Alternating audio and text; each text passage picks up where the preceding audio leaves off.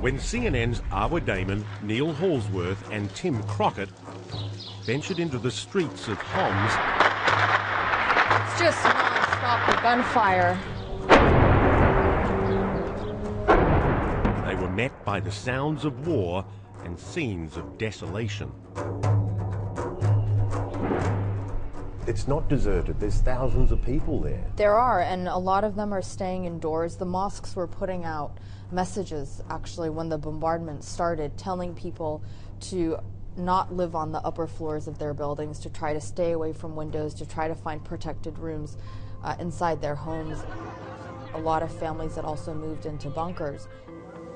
These aren't real bunkers. They're actually just the basements that are only located in a few of the buildings and homes around here, so all the families that haven't been able to escape stay in them. So this is Muhammad, who's been telling us that there were around 250 people that were staying in this one room. Half of them have actually fled in the last 24 hours because they heard that this particular location was going to get targeted, and those that have stayed are literally the ones that have absolutely nowhere at all to go. والله اطفالنا كلها تشردت عم تبكي والله هدولنا دورنا كلياتها يبعد الصاروخين. They huddle in near darkness. And it's cold because it's cold this time of year, and most of the houses that we went through were either heated by an oil-fired fire stove in the middle of the room or wood-fired. And obviously that's one of the resources that's been cut off by the government. They haven't got heating oil being supplied into that neighborhood or into that part of the city. They're constantly at the tip of this abyss of fear. That fear that you go through brief periods of time. They've been living this for months. This woman's son has been detained since the end of August. Another woman's son has been detained, this one right here, for a month and a half. In these makeshift bunkers we were in, almost every single woman that came up to talk to us, and they would pull you in every single direction because all of them had something they wanted to share. Awa and her team visited another bunker inside a wood-cutting factory, another temporary refuge from the shelling. But in Homs, there was no place to hide from sadness and suffering. Baby Fatima is cradled in her grandmother's arms, the image of innocence, though the world she was just brought into is anything but. In the shelter, we basically met 3 generations of one family. The baby who had just been born, her name was Fatima. She was just 24 hours old when we met her. Her mother, who was in her late teens, it was her second child, and she had to give birth in the bunker with no painkillers, no nothing. She says her husband left a month ago to get supplies and hasn't been able to get back. He doesn't know he's a father. Baby Fatima has 2 great uncles she will never meet, both detained and returned as mutilated corpses. It was a sight you don't want to see. Fatima's grandmother's voice trembles as she describes how one of her brother's neck was broken, his skin peeled off. We've just been given a photograph of her second brother who was detained and the state that she received his corpse in. And it's absolutely horrific.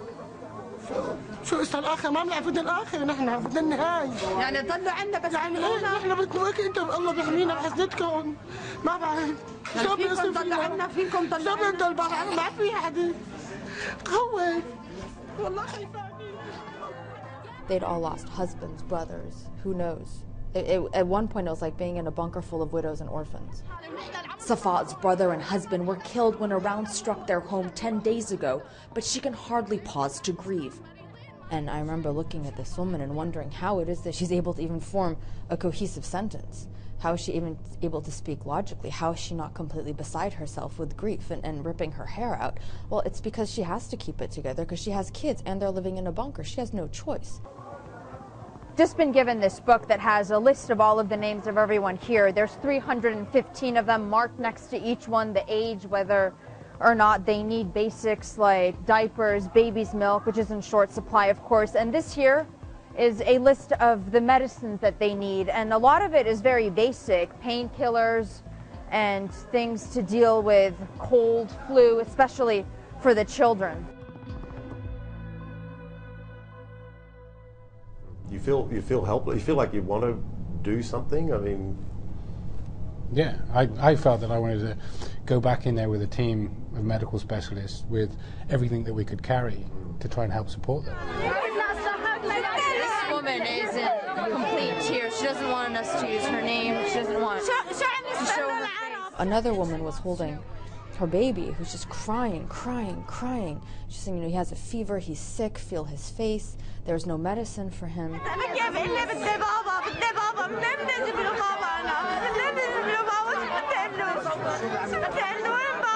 There's nothing that one can do to ease their pain. There's no way to fix their situation. And there's no way to answer their questions. There's no way to answer their questions of why is this happening to us? Why isn't the world helping us? How many more of us have to die? Why is our life worth nothing? what did my child do? Exactly. What's the mother supposed to tell her child about why his father died? I think it affects you more because you obviously speak Arabic. It was like, I don't think the emotions were pushed onto us as much as they were on Arwa.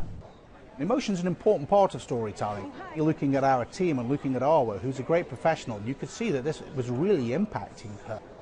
But there's no doubt in my mind that, she was being shaken by what she had seen there. If we cannot have a certain level of compassion that is reasonably translated into our reporting, how can we expect people thousands of miles, kilometers away, sitting in their living room, to even begin to relate to what it is they're seeing on their TV screen? You're always wondering if you've done someone's pain enough justice, if you've done, what they've been through enough justice.